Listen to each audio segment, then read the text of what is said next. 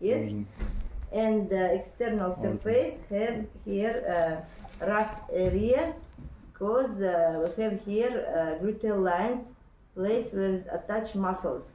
Anterior gluteal line starts on external surface wings of ilium bone 2 centimeters behind of anterior superior iliac spine, running backward, then downward to the top of the greater ischial notch. This is called anterior gluteal line. Inferior gluteal line, start place little upper and behind of anterior inferior iliac spine and running backward to the ischial notch. And posterior gluteal line, we told that we have outer lip of iliac crest, yes? Outer lip. It have its limits, anterior and posterior part. So it starts 5 millimeters on front of its limit and running downward to the posterior inferior iliac spine. You must know where it starts, where it's finished. Again, anterior gluteal line 2 centimeters posteriorly from anterior inferior iliac spine, running downward then backward to the top of the greater ischial notch. Inferior gluteal line start posteriorly and upper of anterior inferior iliac spine, running downward to the greater ischial notch.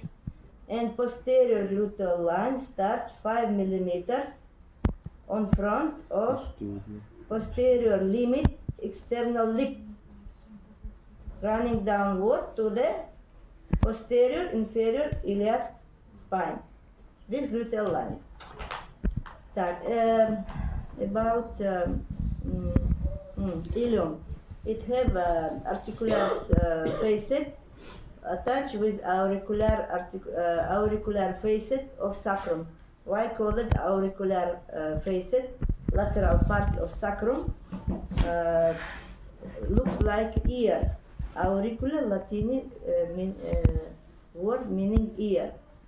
Articular facet of sacrum, if we have separate bone, looks like ear.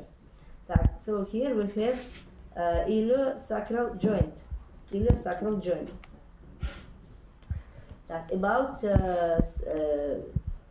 ischium. Ischium have body.